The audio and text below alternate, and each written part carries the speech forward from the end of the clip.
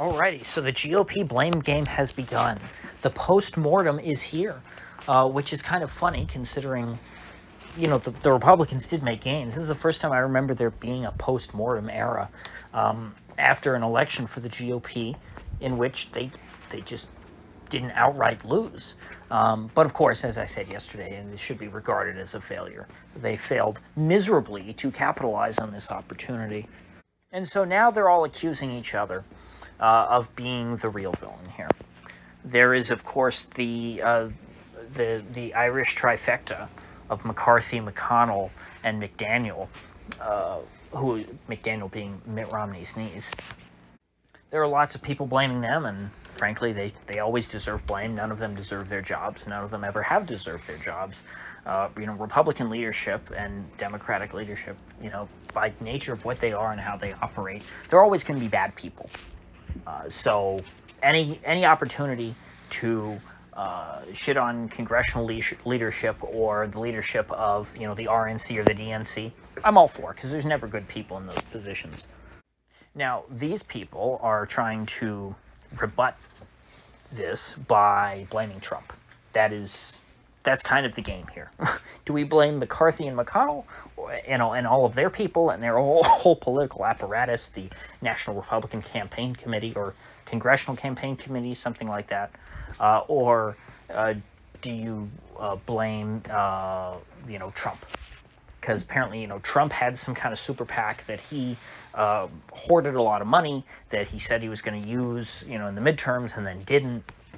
And honestly, if you have to get to that point of blaming people like this, Kevin McCarthy and Mitch McConnell have been around for a long time. Obviously, so is Trump. This is bigger than just the Republicans failing. The Republicans fail every time. But sometimes, in the elections when Republicans do well, it's because things are so bad that people turn to them. It's just like the Tories in Britain. The Tories are a terrible, incompetent party. But Labour was so much worse for so long that the people of Great Britain voted for the Tories overwhelmingly. And that's what we were expecting on Tuesday for the Republicans, that people would be so fed up with the Democrats that they would give the Republicans control of everything, which they still kind of did. And nationally, somehow, the Republicans won the national popular vote that the Democrats like to talk so much about. Apparently, in terms, in the generic ballot, I guess you'd say, and I think this is just House races, Republicans are winning if you add up all the House races, there are 6 million more votes for Republicans than Democrats, which is kind of funny. And just a reminder, the popular vote never matters. So in this election, we had, even though it was a midterm, you can think of it as the Democrats won the Electoral College, even though the Republicans won the popular vote. That's what we're looking at here, which is bizarre in and of itself. It's always inverted. The Republicans don't even have to win the popular vote. They don't need that many people to win. The Republicans just have to win in the right areas. And in every area in which it mattered, in every area that was close, it seems like the Republicans failed miserably and they way underperformed. And they ran up their numbers in places where they were safe or already the favorite to win. So if this were a parliamentary system like Great Britain, the Republicans would have a big majority in Parliament. But thankfully, we don't live in Britain, and we don't have a parliamentary system. We have a still very bad system, but more reasonable than that. So getting back to what I was saying earlier, if the Republicans are having to play this blame game and blaming themselves, like I said, Mitch McConnell's been around for a million years. There's always been bad Republican leadership in the House, save for, I guess, the only really, politically savvy leader they had was Newt Gingrich back in '92. Newt Gingrich is a very old man now, by the way. They tried to kind of replicate his 1992 strategy to a certain extent, completely bombed, as expected. That was 30 years ago.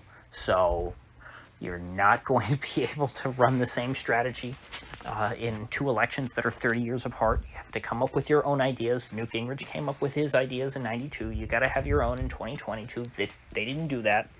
But like I said, that's part of the course for the GOP.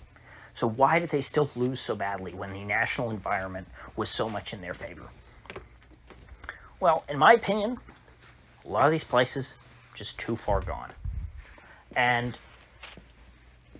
there is a limited number of states in which the right in general, leaving aside the Republican Party, where the right is going to be able to be competitive.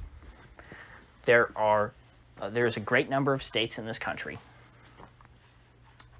Thankfully, they're small in number, but they're big in population. They're big in terms of electoral vote. In these states, such as New York, Massachusetts, we already know those, but I think increasingly so Pennsylvania and Michigan, you're not going to be able to make up the lost ground, because the people who vote in these states do so despite all of the bad things going on.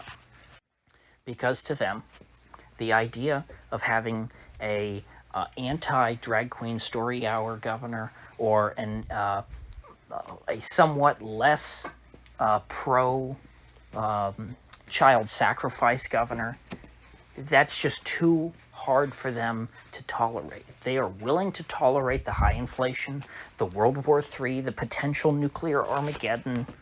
They're willing to not only tolerate, but they fully embrace and support sending billions and billions of dollars to Ukraine, printing money, causing inflation here at home to fund the war effort in Ukraine, vaccine mandates, and all the rest, lockdowns the next time that there's a novel virus, all of these things they support. And it's not that they're voting Democrat despite those things. They're voting Democrat because that's what they want. And, I can't exactly, go to them and say, hey, voting Republican would be a panacea. All these things would be gone.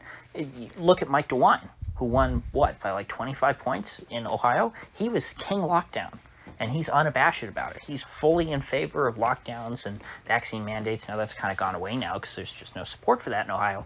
But despite all that, hey, he won by way more than J.D. Vance. So there's a lot of this country that is just very much in favor of all that, and you have to accept that. And so you then have to ask yourself, do you want to be in league with these people? Do you want to have to share a country with them? Do you want to have to live next to these people and have them constantly breathing down your neck, putting a knife to your throat? Personally, I don't. I think that if the state of Florida were an independent country, I'd sleep much better at night. I wouldn't worry about these crazy people. I don't want anything to do with them. As far as I'm concerned, they're as bad or worse than, Canadians and Europeans.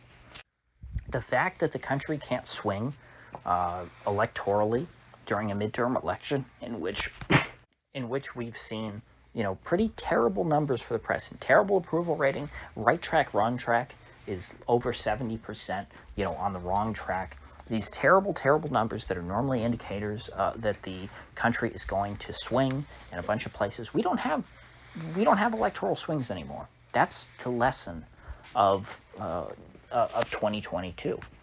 That's over. People are dug into their side, and they're not letting go. So there is no persuasion left. There are no persuadable voters. At least there's not enough to decide any of these elections. The myth of the American independent voter who, every election day, sits down at their kitchen table and they look at, okay, what are my expenses? Am I better off now than I was 4 years ago? That old Reagan question. People don't think like that anymore. People think that the other side, rightly or wrongly, if they get elected, that is a direct threat to their safety, and that it's an existential crisis every single election. And so people vote the way that they vote. I decided just for the fun of it to sit down and look at 270 to Win. It's this website where you can just sort of do your little fantasy electoral maps and fill in the states yourself, and it adds up the electoral votes. The only path to victory that I see right now for Republicans, let's say they take all the red states, all the leaning, Republican states that you usually see go red, And then, you're left with Arizona and, Nevada, Georgia. They take those three. And then the states that you're left not filled in, that puts the Republicans at 267. Which, even that is kind of because they've got to win Nevada, Arizona, and Georgia. That puts them at 267. And that's a tough poll. And so I assume that they win all the states that they won in 2020 and last night. So like Ohio, Iowa, Florida, North Carolina, those all red states in this map. They're at 267. So what do they have left to pick up? Well, that means they'd have to pick up either New Hampshire, one of these. They'd need New Hampshire, Pennsylvania, Wisconsin, Michigan, or Minnesota. I think Minnesota you can take off immediately. After last night, you can definitely take off Pennsylvania and Michigan. New Hampshire, Bolduc lost by like almost 10 points. Frankly, I didn't think he was a good candidate for New Hampshire to begin with. He's a general. It's kind of an anti-war state. But Republicans across the board did that in New Hampshire. It seems to have definitely moved to the left. Sununu, I think, is the only Republican that seems to have, held out. And Sununu is borderline, a Charlie Baker or Phil Scott type of Republican. They lost the New Hampshire legislature, which they have one chamber up there. That is now controlled by Democrats. I mean, people were voting in Democrats in districts up there in New Hampshire like they didn't even campaign. Like the Democrats had a guy on the ballot just for the sake of it, but they weren't even trying to compete in some of these races, and they ended up winning. That's how strong support for Democrats are right now. In this, what you would think would be a very strong pro-Republican environment, and national environment-wise, again, Republicans leading the popular vote by 6 million. So Republicans turned out, but they turned out in pro-Republican areas. And in in areas that are more inclined to Democrats, they became more Democratic. That's kind of what we saw last night. The red areas got redder, the blue areas got bluer. And so New Hampshire, Pennsylvania, Michigan, I'd wipe those off. Those, as far as right now is concerned, I mean, I don't know how in 2 years you swing those states that much. Pennsylvania and Michigan voted to the left of New York. Need I say more? I don't think the Republicans are trying to win New York. I don't think that's going to put the Republicans over the 270 that they need. Minnesota, same story. Minnesota, Trump couldn't even win in 16, came close. There were hopes maybe that he would in 20, and he was even further away. There's no chance in this time. I mean, Minnesota's very far gone. So that leaves Wisconsin, where Ron Johnson, the incumbent senator, thankfully won, but Tim Michels, the Republican governor, running against the terrible lockdowner Tony Evers, a big lockdown guy, big vaccine mandate guy, and he was rewarded with re-election. He won big by like 5 points. So you really think that, I mean, that's the Republicans' best shot at this point. And that's because that was the closest out of those Rust Belt states, out of the ones that went blue, that Wisconsin. And at this point, do you see a Republican winning that? Do I think that, DeSantis could win Wisconsin? I mean, maybe. Do I think that Trump could? Maybe. But the map for Republicans has gotten, in this year, which was supposed to be the red tsunami, their map shrunk. The Republicans are retreating. They're on the run. The Democrats have come back in these states, and they're stronger than ever. And so the best case scenario is that you have, Trump or DeSantis, one of the two, it seems to be at this point. They would have to sweep, as I said before, Nevada, Arizona, Georgia, and then somehow pick off Wisconsin. Doable, yes, but that's the only path. There's no other path. I mean, look at Paul LePage up in Maine. Not only, I think the Democrats won Maine's 2nd congressional district even, but Paul LePage, running for governor of Maine, who has been elected there before, he lost by over 10 points, maybe like 15, I can't remember now. I mean, so really, the GOP is dead outside of Florida. There's no life left in it.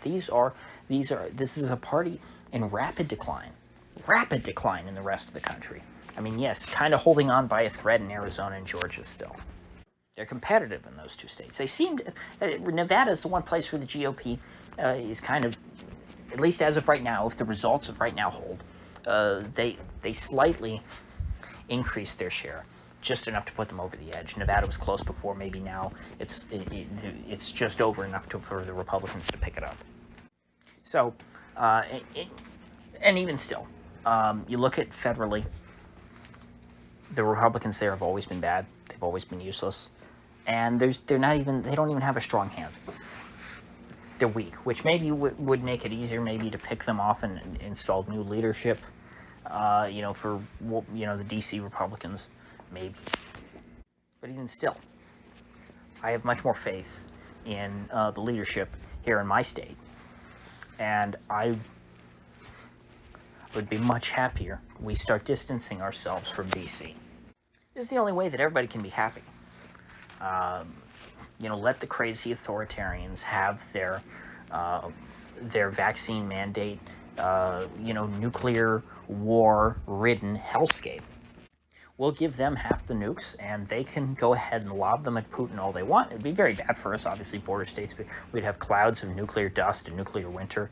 I'd like to avoid that, but it would be better than taking a direct hit.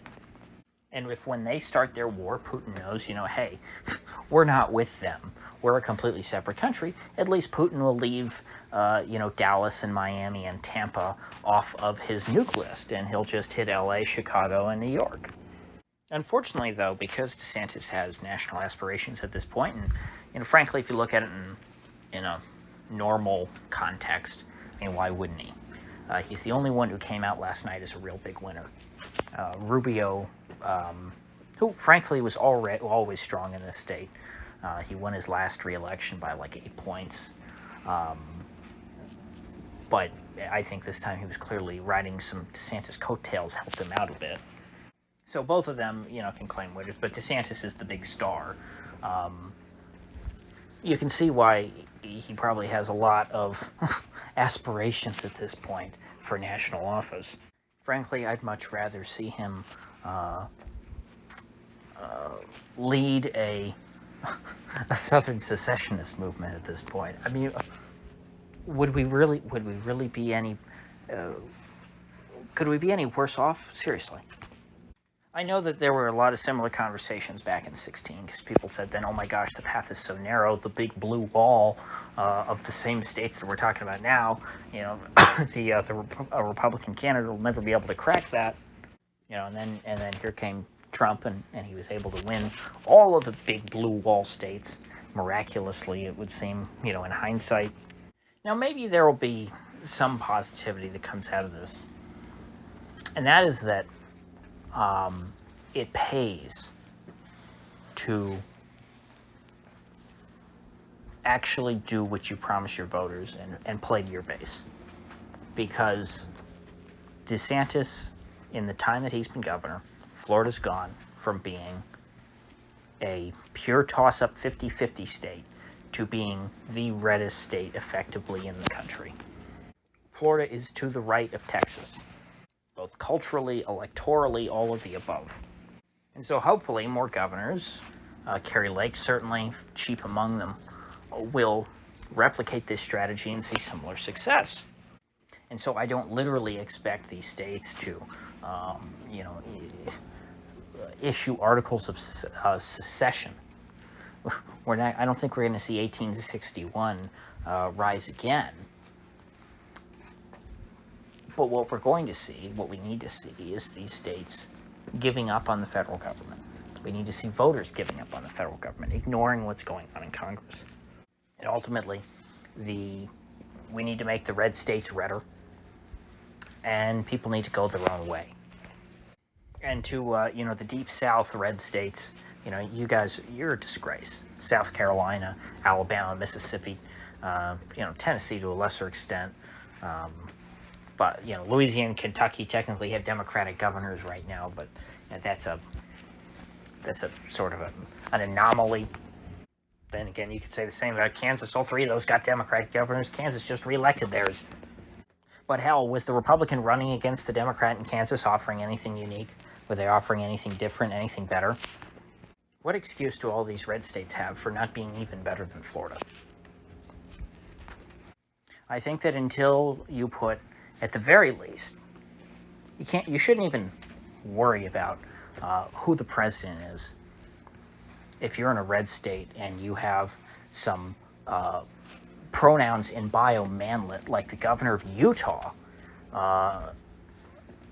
presiding over your capital.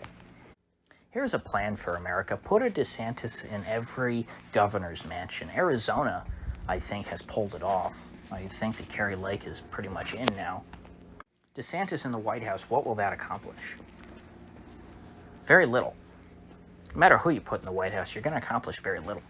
But you put what are there, 30-something Republican governors now? What if you had 30-something Governor DeSantises in every state? Think of what that does to your political culture, how that rallies your base, how it gets people energized. That's what we really need in this country. If you're not doing well in your strongholds, if people there aren't excited to vote for you, how are you going to move into new areas? And frankly, if you're strong in your strongholds, if Alabama, Mississippi, South Carolina, Tennessee, Kentucky, Louisiana, yes, even Georgia, Kansas, Arkansas, Texas, Arizona, Nevada, if all of these states were as good as where I live here, you don't need the rest of the union. That's good enough. Let Pennsylvania and New York and Massachusetts and even New Hampshire, if that's what they want, Maine, let them all suck. Because to them, they don't suck. To them, they're great. That's exactly what they want. They're getting what they voted for.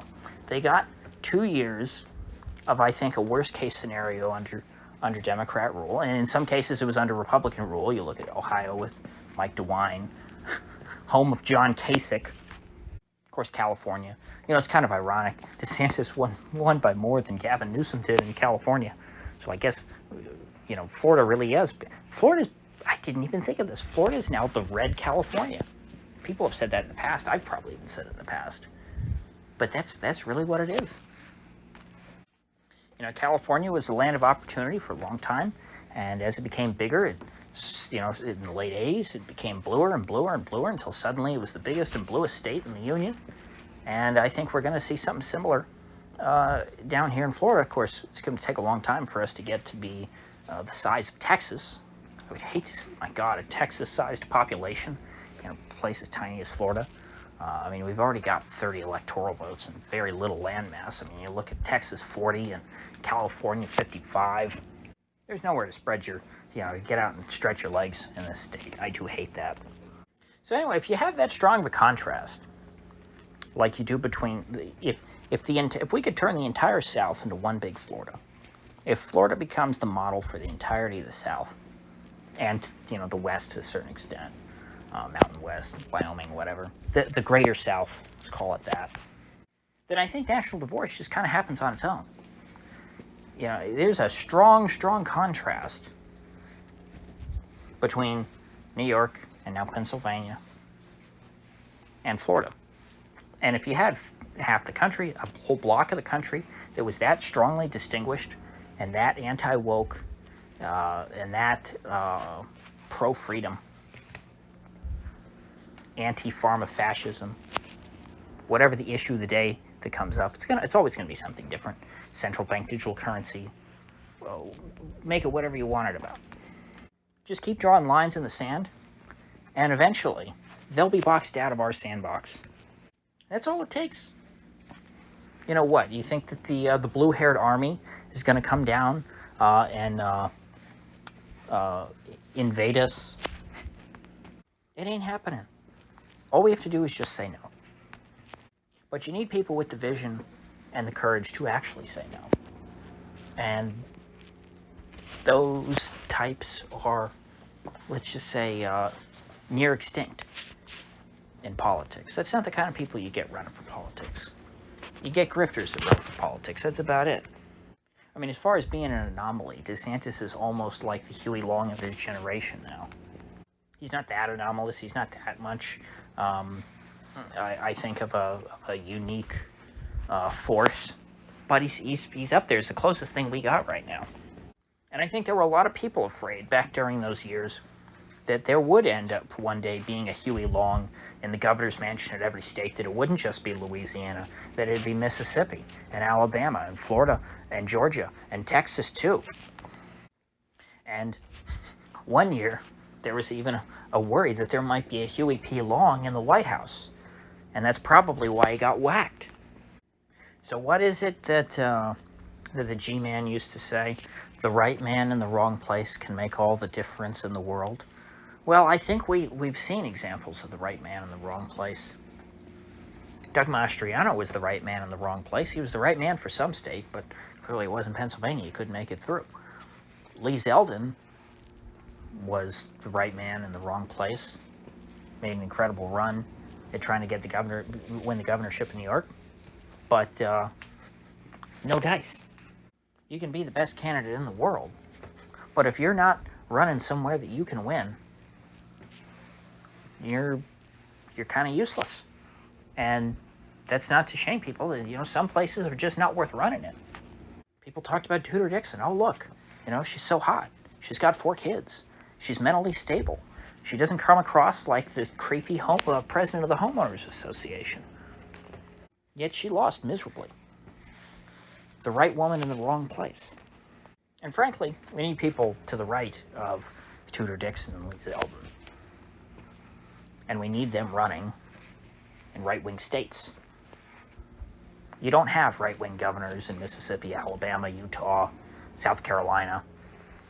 Actually, South Carolina's governor, if I remember correctly, wasn't that bad, but still, I mean, you got Tim Scott and Lindsey Graham there. They're enough of an influence on the political culture to ruin that whole state, I think. But all these states, it's what you need to focus on. We need governors matter. I think that's a big lesson coming out of here. You need strong executives who know what they want, who know what their voters want, and who are willing to fight for it, and give people the impression that they're actually trying to help them. People with enough sense to understand the interests of their voters and to be able to stay in touch with the public. DeSantis is very good with that. If you notice, his messaging is always very relevant. He's very much in tune with the times, with what's going on and what people are talking about in a certain, week by week. And it's not that hard to do. I mean, hire somebody on your staff who's just, on Twitter all day long. That's not healthy for everyone. But to have a little bit of that, to get a feel for, what the zeitgeist is doing, is helpful. Have someone who, monitors what, Alex Jones is talking about, or other conservative media. Trump used to do that. Back in, 2015, he had guys whose job it was to sit and monitor all these things for him and tell him what people were thinking. And that's how Trump, was able to sound so on point early on, and why he stood out so much to so many voters and who felt, like, hey, he sounds like me. It's because he listened. And DeSantis does the same thing, because what do they have in common? They both want to win. And they realize, hey, if I listen to voters and I address their concerns, they'll probably vote for me. Trump doesn't do that nearly as much anymore since he got banned off Twitter. Trump is much more out of touch than he's ever been. But he's still much more in touch with the base than any of these red state governors. And ultimately, that's why you have Democratic governors in these deep red states such as Kentucky, Louisiana, and Kansas. It's because the Republicans so pathetic and feckless that they had nothing to lose by electing these Democrats. Is life in Louisiana really any worse than Alabama? Were lockdowns in Louisiana really any worse than Alabama? I don't think so. So you need governors who will chase out woke businesses, who won't invite them into their state and do endless ribbon cutting ceremonies like Brian Kemp or Doug Ducey. These are parts of what's ruining places like Arizona and Georgia. Georgia's whole subsidies for the film industry and all the, filmed in Georgia stuff that they've been doing forever, cultivating an East Coast Hollywood. DeSantis signaled that he is against all that when he took on Disney. He slaughtered a sacred cow, and the populace cheered for him. It's one of the most important lessons, I think, that other states can learn from us here. So, with that said, I will see you folks back here tomorrow.